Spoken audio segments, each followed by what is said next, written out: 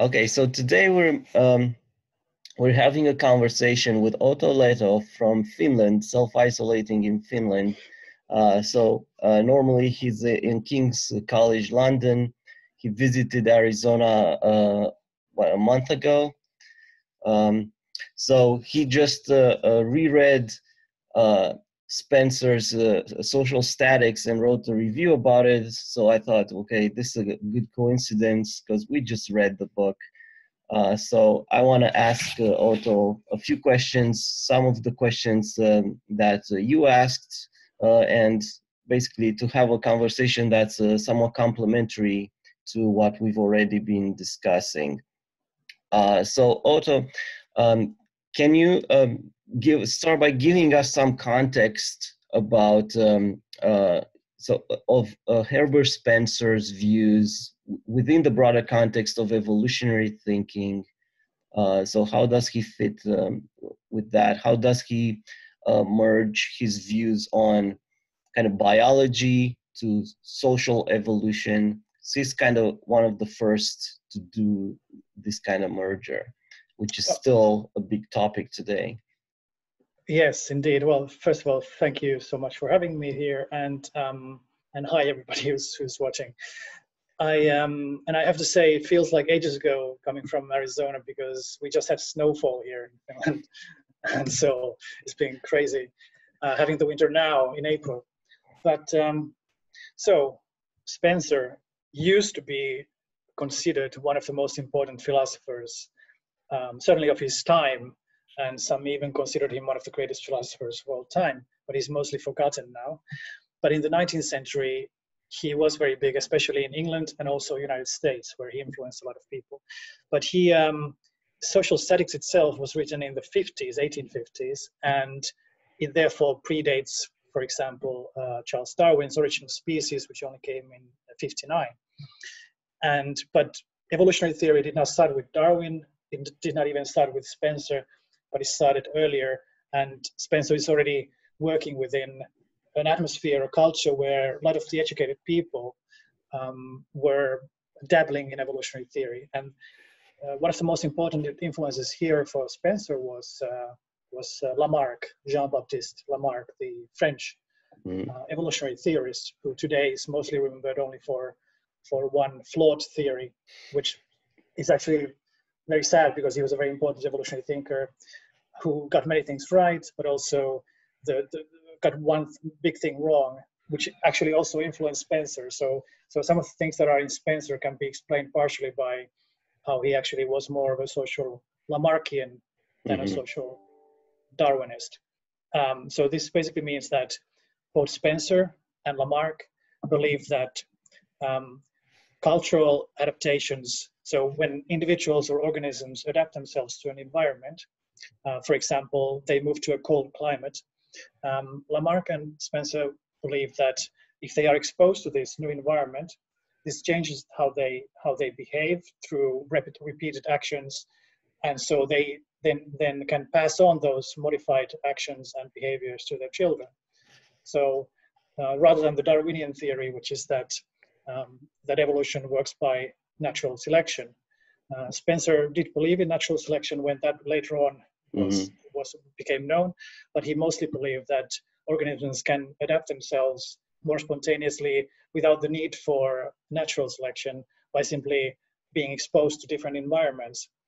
So this explains why he was so a firm believer in having the environment set right, so that actually can change people's biology as well, which we now think is mostly untrue, but that's what he believed.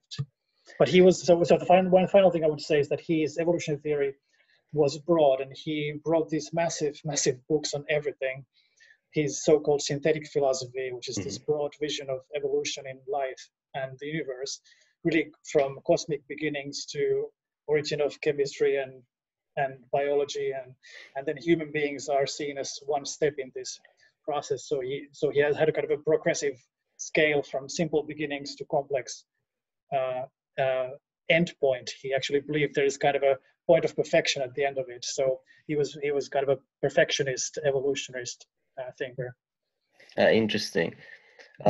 Yeah, for example, in the chapter on education, you might get some of this. So the time frame that he has there for the biological adaptation of humans is very small. So it's a bit surprising Yes. when we read it now. On the other hand, he sounds quite modern. He sounds a bit like an evolutionary psychologist when he's describing, say, why do you need to educate children? He says, well, they have all these instincts that are adaptations to like a primitive way of behaving. So the way in which children behave, that was adaptive, like in the past, but we now have a very different society, so then our instincts do not fit our new society.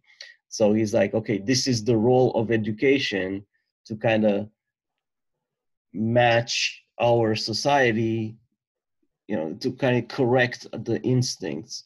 But then he has this view that, well, pretty soon we're gonna have our own instincts will adapt to how society is, so we're no longer gonna need to educate children. Yes, and so it's a combination of ideas which feel very modern and which are clearly outdated. But I think even the question of Lamarckianism is problematic.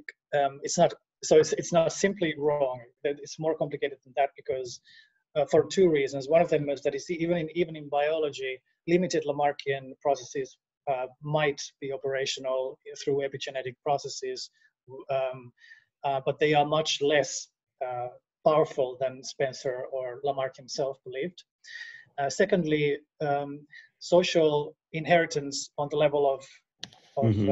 ideas and cultural norms can be quite rapid because it can be passed on from parent to child, um, just bypassing the biological domain altogether.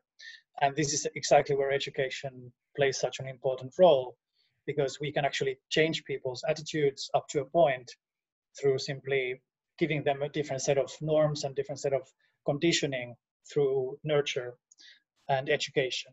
So in that regard, Lamarckian processes are operational on the level of ideas rather than the level of biology. Yeah, so that's a view that is actually commonly held today, right?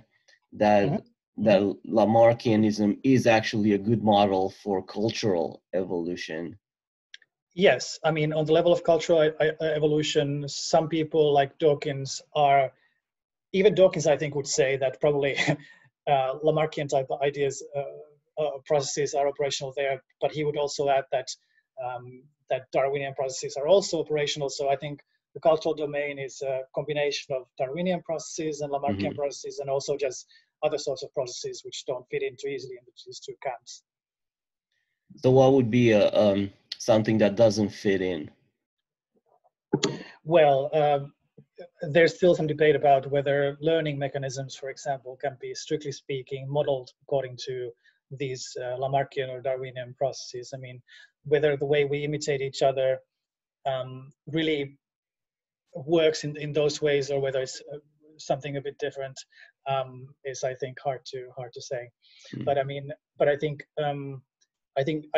there's more and more understanding that applying these ideas to the level of cultural domain of ideas and memes, as Dawkins called them, does make sense. Okay, so let me ask you a little bit more about this. So part of the reason why Spencer is no longer so popular today is that he's labeled a social Darwinist, Yeah. which has very bad connotations today. And to some extent, there's kind of an unfair labeling to him, but there is something to the fact that he's a social Darwinist. So you want to talk about that? Like, to what extent are the negative views of him correct or not? Yes. Well, first of all, social Darwinism itself is a very ambiguous term. Does it simply mean applying Darwinian ideas to the social realm. In that sense, a lot of different thinkers are social Darwinists. But like I said, first of all, Spencer was more of a social Lamarckian. He and furthermore, he definitely was also a strong believer in individual rights, including the rights of the poor. And this notion of the rights, even though he has an evolutionary explanation of those rights, means that he was not a believer in cutthroat sort of warfare type processes of eliminating the unfit, for example. And he believed that everybody deserves protection for their basic rights, even though his view of that was very narrow and very libertarian. But he believed that nobody can violate those basic rights without committing an injustice. And so he was not kind of sort of a national socialist type social Darwinist who believed that the strong races will conquer the weak and so on. He more believed that people can adapt themselves to changing circumstances, and this way we can get rid of unfit, what he called unfit forms of behavior, among which he, by the way, counted things like aggression, tendency to dominate others, slavery, warfare, and things of that nature, which he deemed were barbarian relics in our customs and instincts that we could get rid of. So if that's social Darwinism, then it's certainly a very different type of social Darwinism that many people today associate. But I think the one part of his theory where it most closely resembles the type of social Darwinism that many people today would find abhorrent is in his belief that there should be no artificial protection to the poor, aside from protecting their basic negative rights, because he believed that providing extra protection to the poor in the form of a safety net or things of that nature would be harmful to the process of social adaptation. And so in that regard, he did have quite harsh measures to recommend to the poor. Yeah, so part of his opposition to this kind of safety net laws and even stuff like national education, he argues against those, kind of has a very libertarian argument that, well, you would tax other people to provide these things, and those other people haven't done anything. Why are you punishing them for that?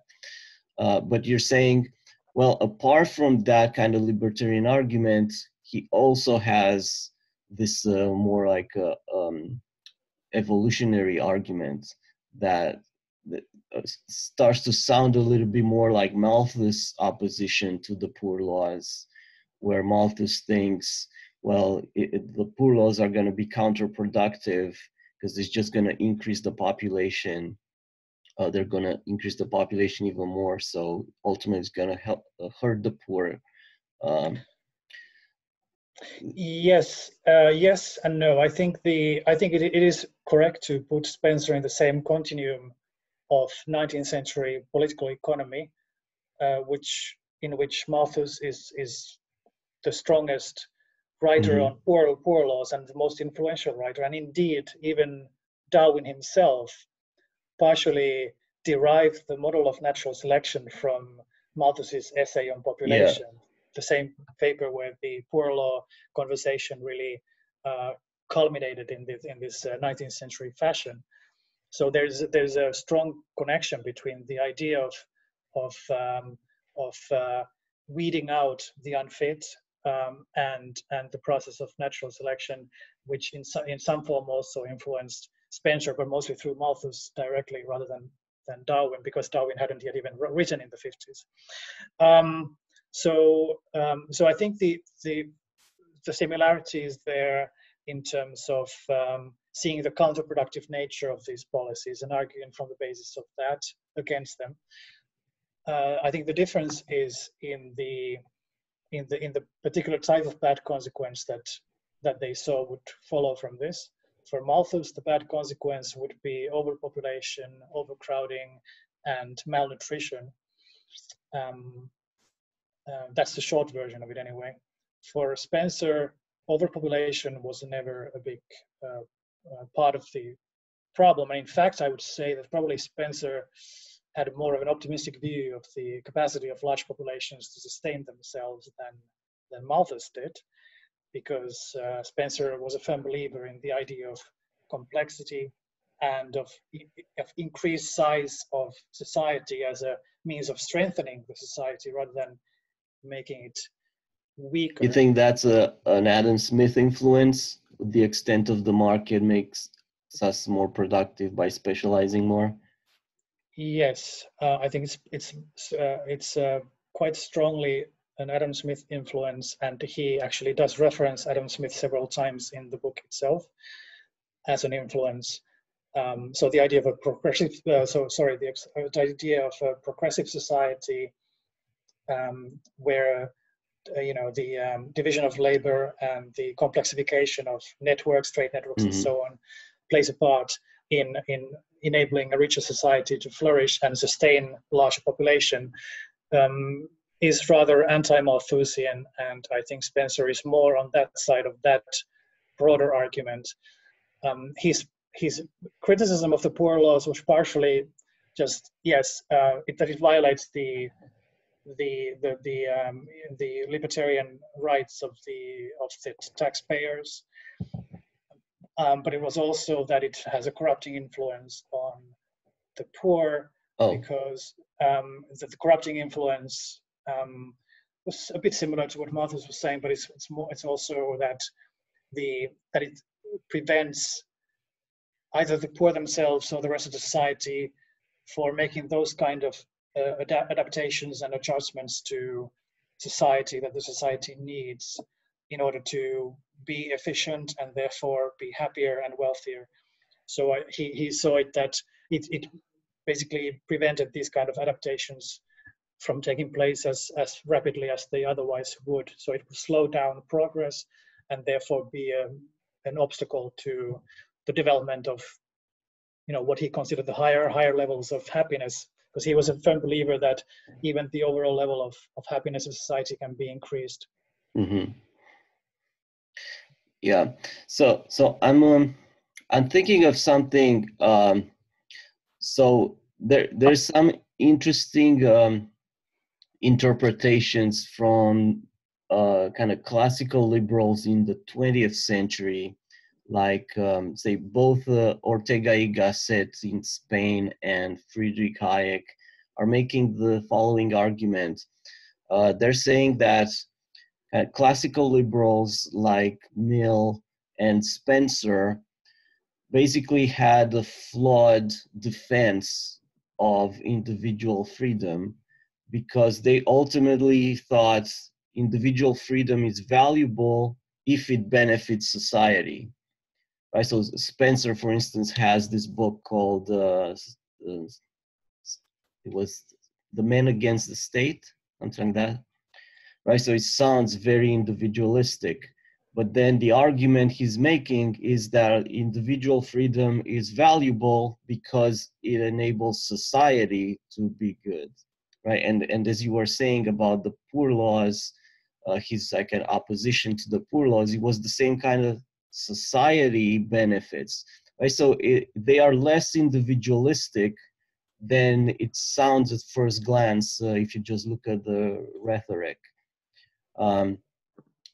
Yeah, so you get like Ortega y Gasset and Hayek are looking backwards. They're saying, look, this was a flawed defense of individual freedom because it just enables kind of gradual expanses of state power over the individual, because you can always argue we could make society slightly better by all sorts of interventions.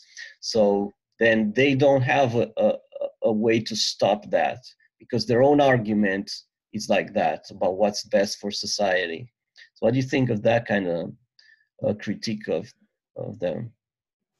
Yes, I mean, I think that's one of the biggest internal debates within liberalism, and I think you correctly characterized the surprisingly, in a way, collectivistic nature of the Spencerian enterprise, because, well, I mean, it's both. I mean, it's both individualistic and both collectivistic, because it sees the individual as the only source of what really matters in the society, in the sense that it is the happiness of the individual that really matters, but it is the collective unit that makes it possible for individuals to live in a society where their happiness can be fulfilled and perfected even.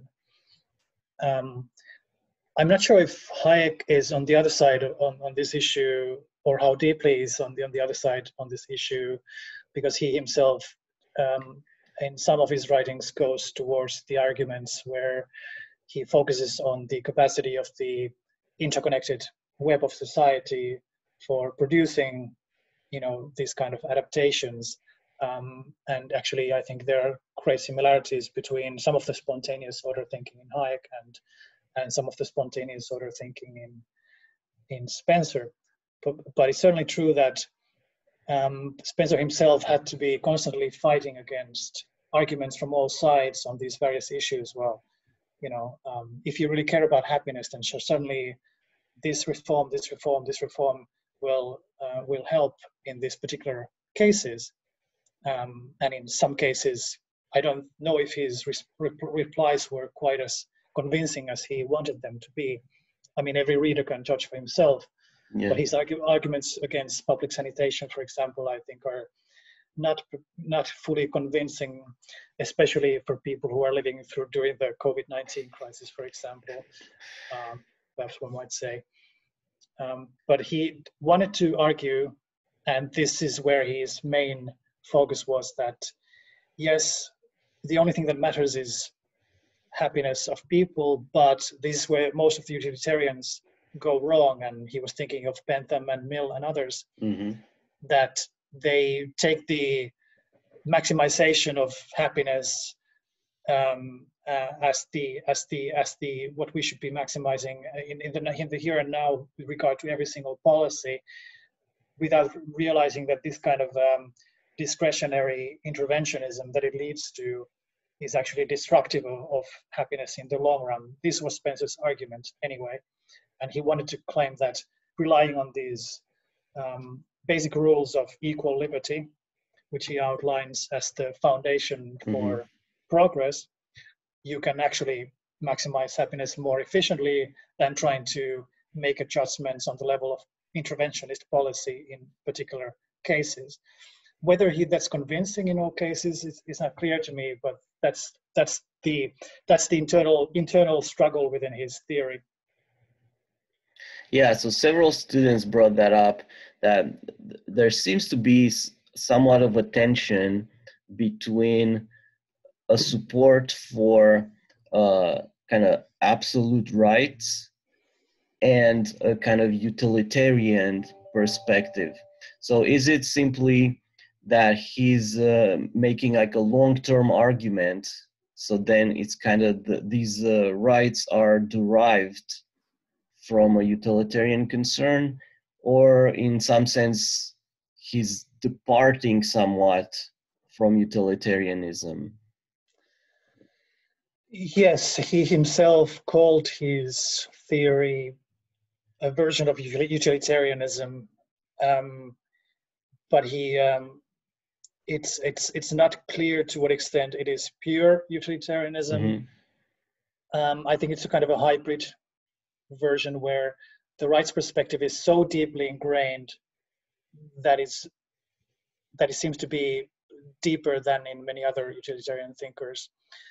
He even makes an appeal to the divine origin of rights in the book, which is a bit strange for someone who, by all accounts, was an agnostic. Was he still at the time, right? This wasn't later. I cannot say for sure about his autobiography at this point, but I think it's mostly rhetoric the way he's using divine origin of rights here. But that's my personal take on it.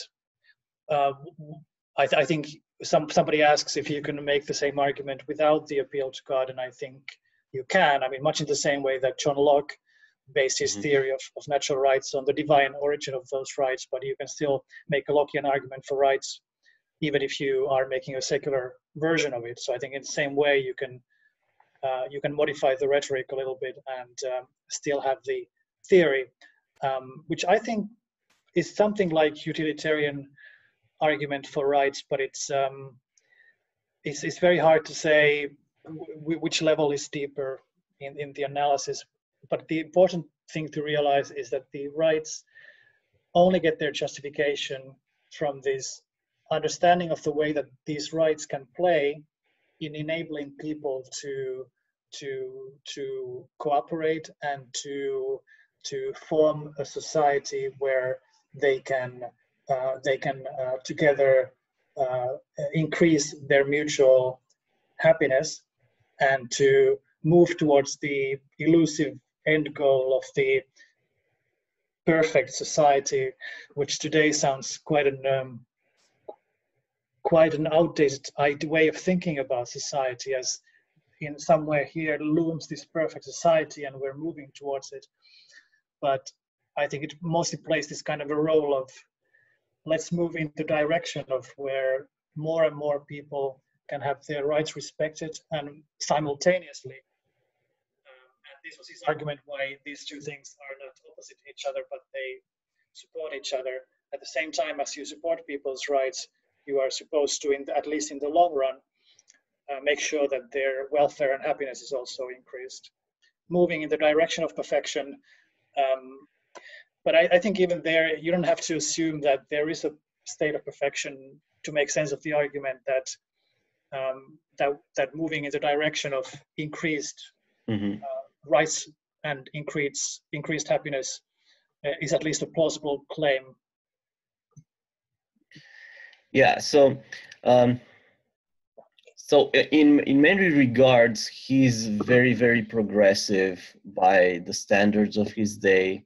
And on the other hand, he has all sorts of things like being against the poor laws that he sounds not progressive at all. So where is he coming from, and how were these very progressive things perceived at the time, right? So for instance, the being against the colonialism, right, while being a citizen of the biggest empire in the world, right?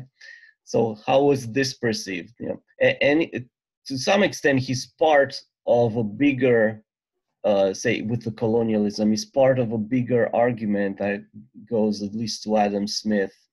So it's not that unusual, but at the same time, it's still very radical when he puts forth this. And with many other things, he also sounds radical at the time, like with the rights for women, the rights for children, anti-racist, and so on. So how is this combination of, on one hand, he sounds very progressive, and on the other hand, he sounds very non-progressive? Yes, I mean, I think he was progressive in two ways which are not completely unrelated. So I think he was progressive in the 19th century sense of believing in the progress of society, in the sense that Adam Smith talked about the progressive state of society, of moving towards a better state of things and so on. But he was also, I think, progressive in many ways in the contemporary sense of believing in increased rights for minorities, for equal rights between the sexes, between the races, between the colonizers and the colonized, because his whole framework is about equality in the sense of equal freedom. where it's kind of an egalitarian libertarianism, where the two sides of equality and freedom are equally important. So he was a firm believer in equality, to the extent that his argument for children's rights it sounds even today rather shockingly radical. I think he was in his time in the tradition of the Whig radicals, the movement towards anti-racism, the movement towards free trade, the movement towards women's liberation, and the movement towards increasing democratic participation. Especially in this early part of his life, he was very much on board with all of those, and in some ways he was ahead of the curve in many of these issues. I think you can compare to someone like Mill, and I think both Mill and Spencer, I think, roughly had similar ideas on these issues of women's rights, anti-colonialism, and so on. Well, I can't say for Mill on this issue. Mill was a bit ambiguous on colonialism. Right. Okay, so actually Spencer, in many ways, even compared to some of the best examples of his time, would, I think, today fare better than many of the contemporaries like Mill in some of these issues. But they all stem from his firm belief in the principle of equal freedom, and also in his belief in the progress of society. So he believed that we are moving from primitive barbarian societies to more advanced societies, where not only our institutions must change and technologies must change, but also our ethical beliefs must and will change. So he was a firm believer in improvement and progress in ethics as much as in technology and commerce. Yeah. So do you want to talk a little bit about how his views changed over time? So in some respects, he starts off more radical than he ends up later. Yes. So what exactly changes? Why does he change? So this is one of the most fascinating stories, because in many ways there are quite a few scandalous aspects to this story. So yes, he's very radical here, especially in the 1851 edition of Social Statics. Towards the end of his life, he came back to this book, which still was one of his most read books, and he re-edited the book and republished the book in a what he like 3 or 4 decades later, with sort of a revised and abridged edition. Yeah, that's always a bad idea. So in many ways, most readers today, so unfortunately this revised edition is still in print, and people are often confused because they don't know this big difference between the editions, that depending on which edition they get a rather different overall picture of what Spencer's views are, because in the later editions, he downplayed or completely eliminated several sections and chapters, and most notably, the right to ignore the state is no longer something he believes in his later years. He becomes more moderate in this regard.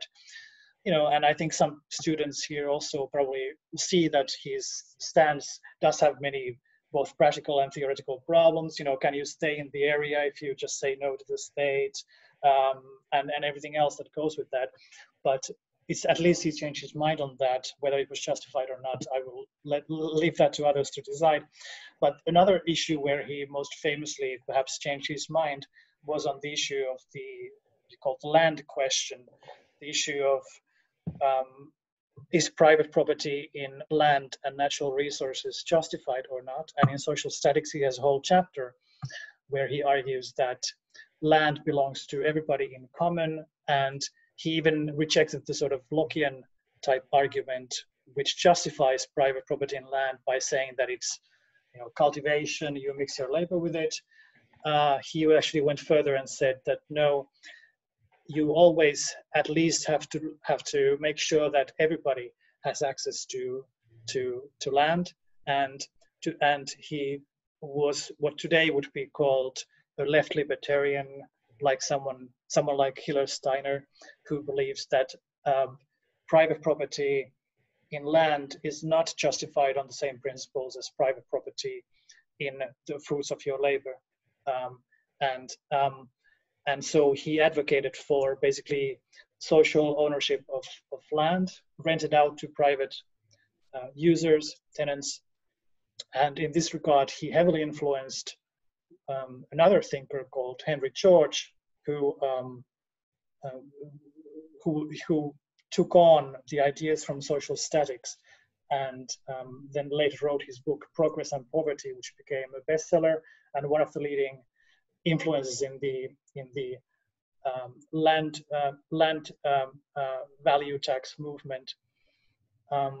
So Henry George, when he heard about Herbert Spencer's changed views in his later years on this question, was justifiably perplexed and also incensed, and he wrote a whole book against Spencer's changed views, where he basically spends 200 pages going through social statics and the later versions of the same book and other writings of Spencer, saying, Spencer, you are an idiot. Why are you changing your mind?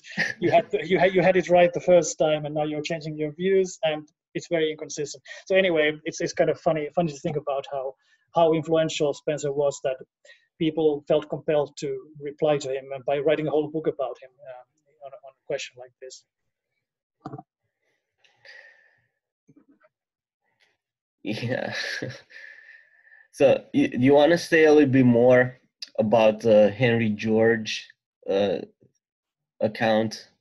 Yeah. So he's very influential even today. Yes. Henry George, in his book Progress and Poverty, basically refined the argument, which can in some ways be found in some readings of Locke, also in Thomas Paine's book Agrarian Justice, and in Herbert Spencer's Social Statics, among others.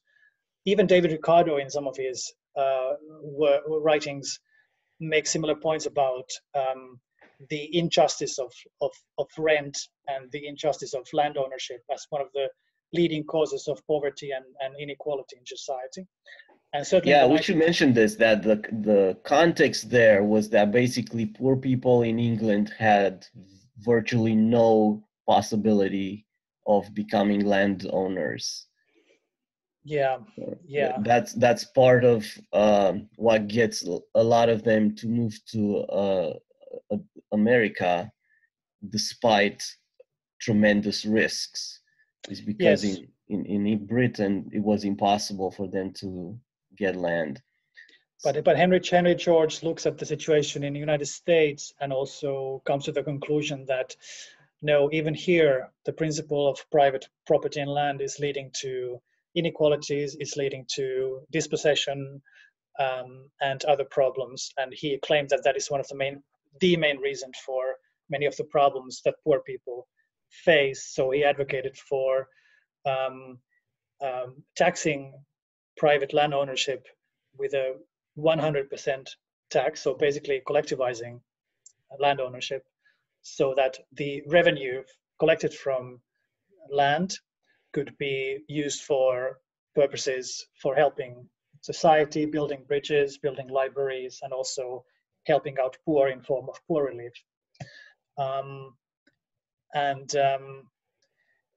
So yes, it's still a very living issue. Like I mentioned earlier, there is a whole movement called Georgist movement, which takes its name from Henry George, and sometimes called left libertarianism.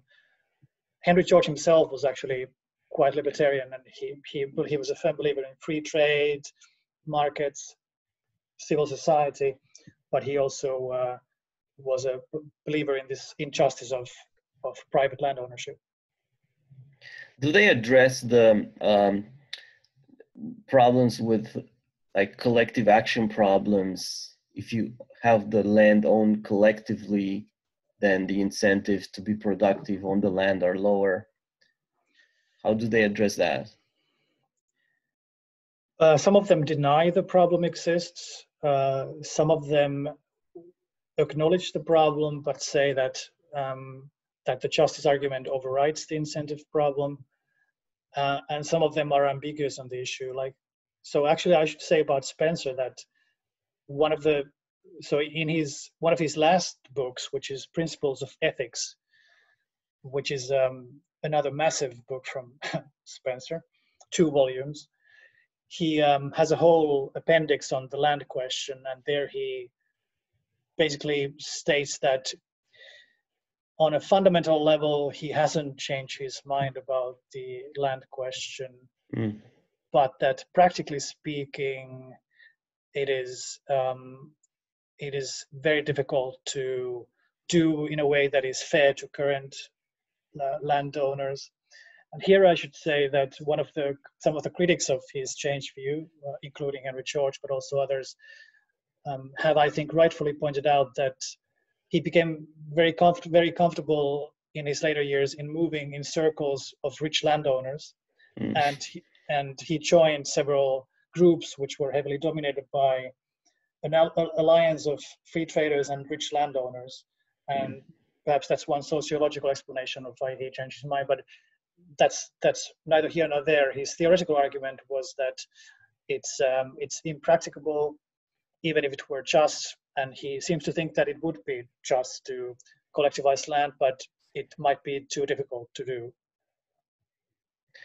So moving to the other big thing that with respect to which he changed his mind, the right to ignore the state. So lots of students were puzzled by this view because on practical grounds, it seemed difficult to see how it would work. Like, so you're no longer taxed, but are you going to continue to live in the same place, use the roads, and so on? So why did he change his mind on the right to ignore the state? So on this issue, some of my recollection is hazy on what his final year's version of his view on this was.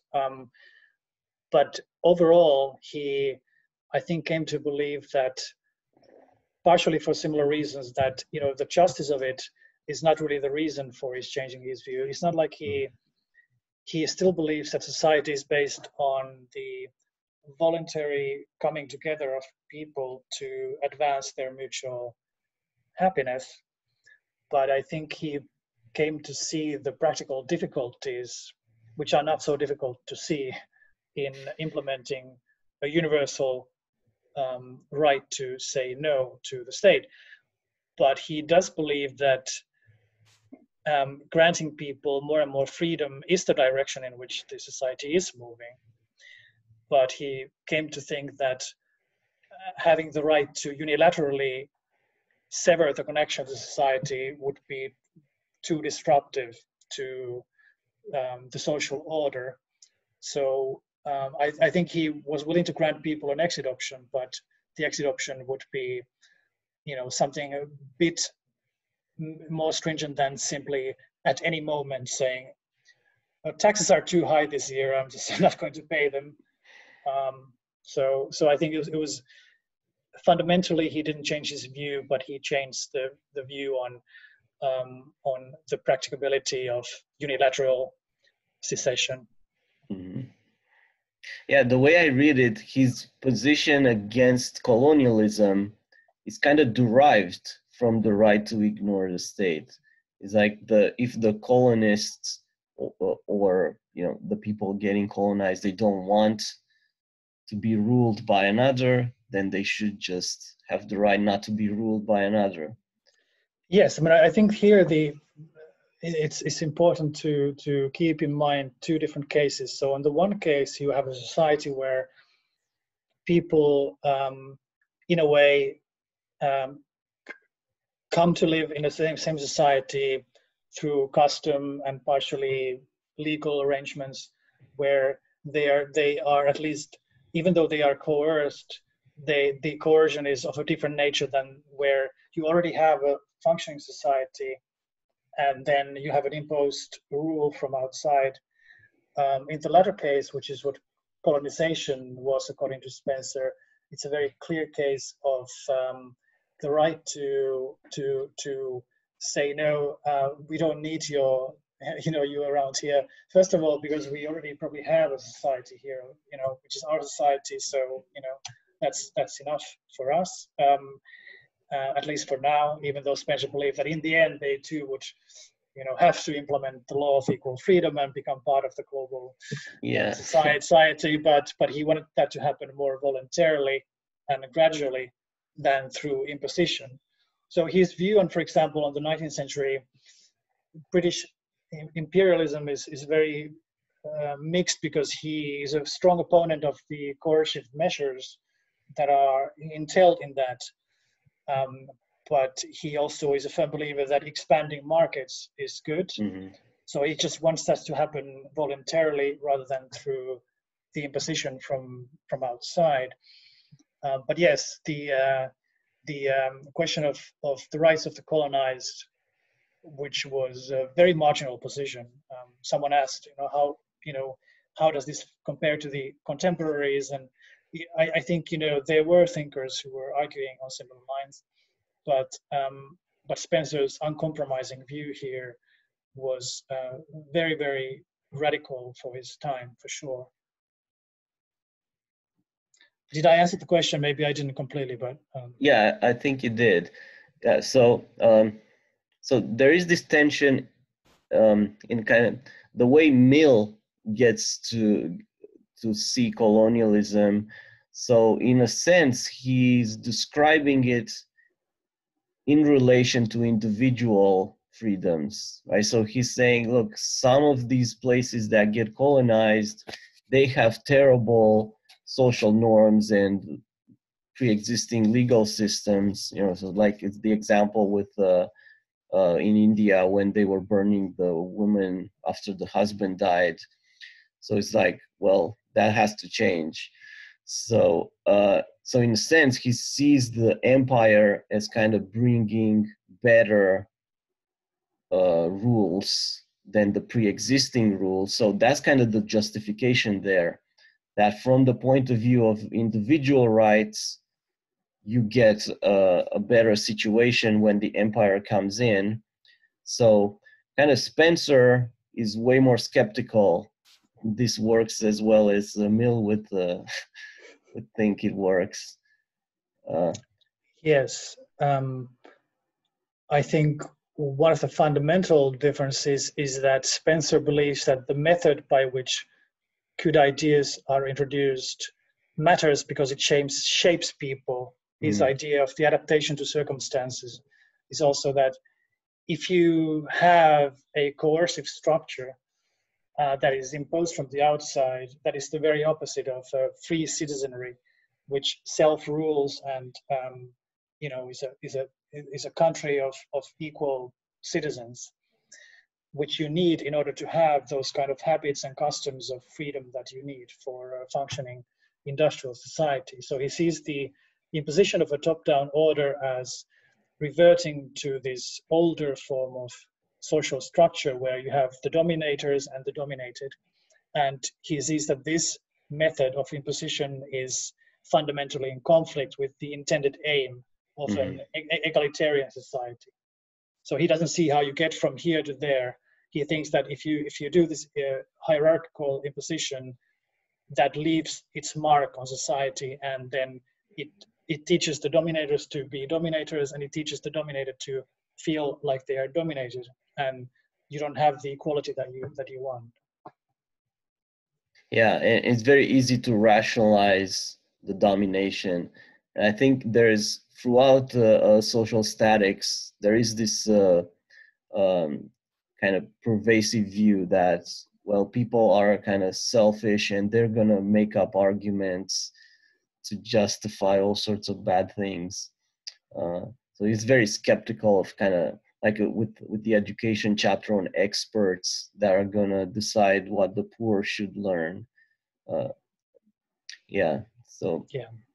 Okay. So it's been very good discussion, I think. So do you have any kind of additional things you want to touch upon that we may have missed? No, I think the last thing I just want to say is that for people today who are reading Spencer, I think it's a very interesting, exciting intellectual adventure, because here you have a thinker who is, for all his faults, in many ways, a rather contemporary thinker, I think. And I think many of the issues that he's talking about are still relevant. I think the idea of applying evolutionary theory to society is very contemporary, and it's making a comeback in different forms today. And I think finding what's valuable in him and what's not valuable today is very important, because I think it would be a shame if his legacy was completely ignored based on some rather hasty judgment of, he's just an old 19th century relic. I don't think he is. I mean, I think he has a lasting value that people can find if they just have the courage to read him critically today. Well, thank you so much, Otto. Thank you Nice very to see much. you again. Likewise, indeed, and stay safe out there, everybody. You too. Okay. Okay, so let me stop the recording.